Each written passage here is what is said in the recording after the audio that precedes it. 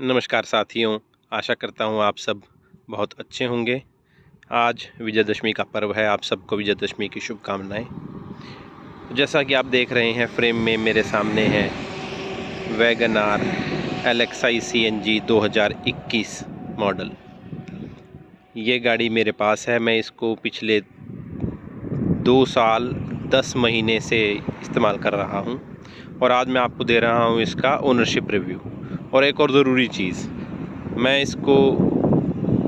इस गाड़ी को बेचने की सोची है। मैं इसको बेचने जा रहा हूँ और इस गाड़ी को बेचने के पीछे जो रीज़न है वो भी मैं आपको बताऊँगा, लेकिन उससे पहले एक मोटा ओनरशिप रिव्यू कि मैं इस गाड़ी से 2 साल 10 महीने में कितना संतुष्ट हुआ, क्या कुछ मैंने इसमें एक्सेसरीज लगवाई, कितने की मुझे पड़ी। तो ये LXi CNG मॉडल है, मैग्मा ग्रे कलर, ठीक। और जैसा कि आप देख सकते हैं इसमें फ्रंट टू पावर विंडोज़ आती हैं और ये साइड ORVM इसमें मैनुअल थे जो मैंने ऑटो फोल्डिंग वाले बाहर से एक्सेसराइज करवाए हैं। और मैंने इसको ख़रीदा था 5,80,000 से सोनीपत शोरूम से, जगमोहन मारुति के। और इसको ख़रीदने के बाद मैंने इसमें कुछ 19,000 का और काम करवाया था, जिसमें ये व्हील कैप्स आ गए और फॉग लैंप्स हो गए आगे। और इसमें मैंने एक stereo, Android stereo, 2 GB RAM, और मैंने इसमें करवाया था seat cover, leather seat cover. मैं अंदर आपको दिखाऊंगा। पीछे कैमरा, ठीक है, पीछे मैंने कैमरा लगवाया था। और ये सब चीज़ें मैंने इसमें करवाई थी। अब आपको अंदर बैठ के दिखाता हूँ कि मैंने इसमें और क्या क्या लगवाया था। तो ये मैंने इसमें सीट कवर लगवाए थे जो लेदर के सीट कवर हैं, ठीक है। ये एक ही आर्म रेस्ट लगवाया था, वुड वाला आर्म रेस्ट है, बड़ा सिंपल सा, इसमें कुछ सामान रखा हुआ है। ये सीट कवर है। स्टीयरिंग कवर लगवाया था एक, ये एंड्रॉयड स्टीरियो लगवाया था। तो ये सब मोटा मुझे मिला के 19,500 का कुछ पड़ा था जो मैंने एक्सेसरी लगवाई थी। हाँ, मैंने ये फ्लोरिंग भी करवाई थी इसकी, और इसके अलावा ये फुट मैट्स भी थे। तो ये सब मुझे मिला के कुछ पड़ी थी 19,000 रुपये की एक्सेसरीज़। 5,80,000 रुपये की मुझे ऑन रोड पड़ी थी मारुति के शोरूम से, सोनीपत से। अब ये सब मिला के मुझे इसकी कॉस्ट पड़ गई थी 5,95,000। इस सब में ये मेरी गाड़ी मतलब चलने लायक हो गई थी, जिसे मैं इस्तेमाल कर रहा था। गाड़ी बहुत अच्छी है।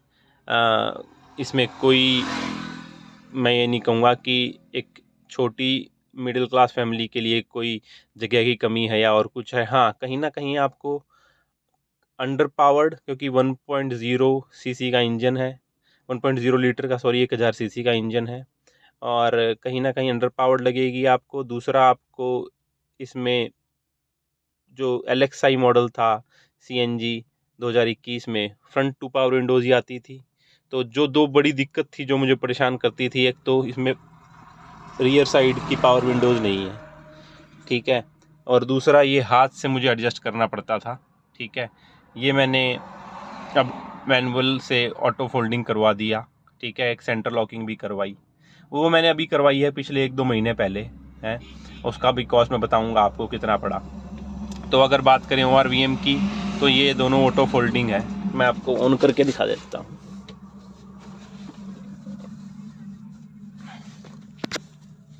ये दोनों ऑटो फोल्डिंग है, और ऐसा कुछ इसका ये नॉब लगा है एडजस्ट करने का, और ये पीछे इसको खोलना और बंद करने का मैं आपको दिखा देता हूँ।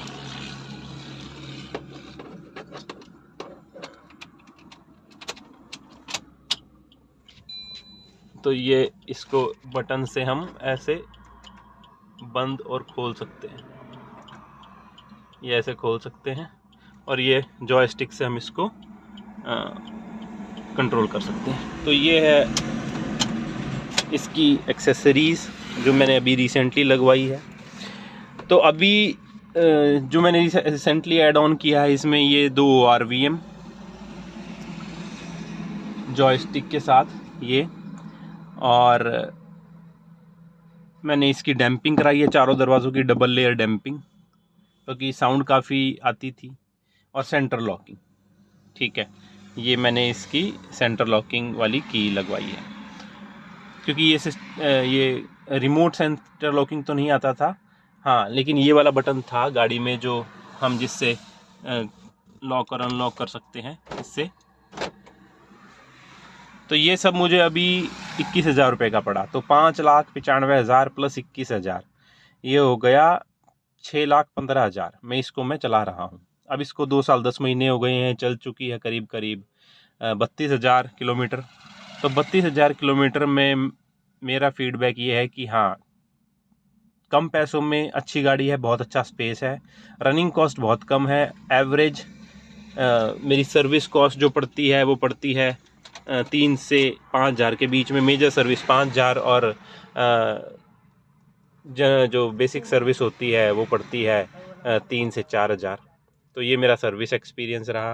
मारुति की सर्विस जो क्वालिटी है कस्टमर असिस्टेंस वाली, वो बहुत अच्छी है, कभी परेशान नहीं होना पड़ता, जो चीज़ बताते हैं अच्छे से करते हैं। गाड़ी की रनिंग कॉस्ट कम है, आप इसमें CNG पेट्रोल डलवाओ और चलाते रहो। तो ओवरऑल इस गाड़ी का फीडबैक इन चीज़ों में अच्छा है।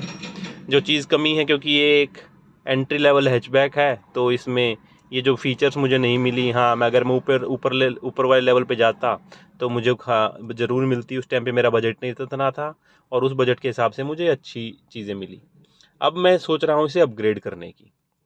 अब एक तो इसमें मेजर काम आ रहा है टायर चेंज करने का। ठीक है, हालांकि टायर मुझे भी इसके छोटे लगते हैं, तो मैं टायर चेंज कराने की सोच रहा हूँ, क्योंकि 32,000 चल चुकी है और 4-5 महीने मुझे इसके टायर चेंज कराने हैं। तो अब बात करते हैं, इसको मैं बेच रहा हूँ और बेचने पे मुझे क्या फ़ायदा हो रहा है, क्या नुकसान हो रहा है। बेचने पे मुझे जो लग रहा है, मुझे फ़ायदा हो रहा है। मैंने ये 5,80,000 रुपये की ऑन रोड ली थी। उसके बाद मैंने इसमें 35,000 की एक्सेसरीज़ लगवाई,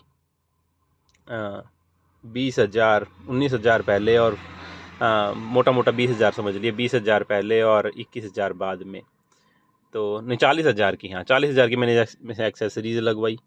ठीक है, तो ये हो गई 6,35,000 में मैं इसको यूज़ कर रहा था 2 साल 10 महीने से। अब मैं इसको बेच रहा हूँ क्योंकि इसमें कुछ फ़ीचर रिच नहीं है ये। हाँ, इसमें ये कंट्रोल्स नहीं आते हैं जो स्टीयरिंग पे होते हैं, एक तो ये। दूसरा, रियर पावर विंडोज़ नहीं है। फोल्डिंग ORVM मैंने लगवा लिए, लेकिन यहाँ कंपनी से जो लगवाते हैं, उसमें कंपनी से जो लग के आते हैं उसकी बात कुछ और होती है। तो मैं इसको बेचने जा रहा हूँ। अब मुझे इसकी जो कीमत मिल रही है मारुति के रीसेल वैल्यू, मैं एक नई गाड़ी देख रहा हूँ, मैं आपको अगली वीडियो में बताऊँगा कौन सी।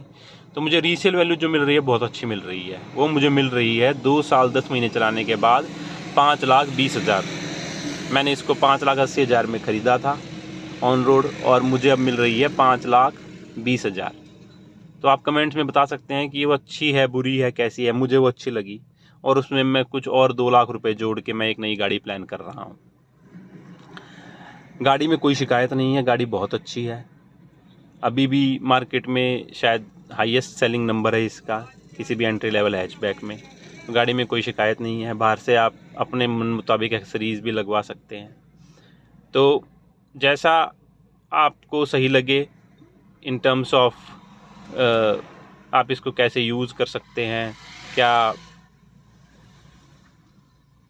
छोटी फैमिली के लिए बहुत अच्छी है, ये सब चीज़ें तो कस्टमर टू कस्टमर डिपेंड करती है, बट ओवरऑल इसका फीडबैक बहुत अच्छा है। ठीक है, हाँ, और थोड़ा बजट लगा के, हाँ, बिल्ड क्वालिटी पे एक मैं बात करना भूल गया, माफ़ कीजिएगा। बिल्ड क्वालिटी बहुत कमज़ोर है। ठीक है, तो बिल्ड क्वालिटी इसमें इम्प्रूव करनी चाहिए मारुति को ज़रूर, भले ही कुछ पैसे बढ़ाएं।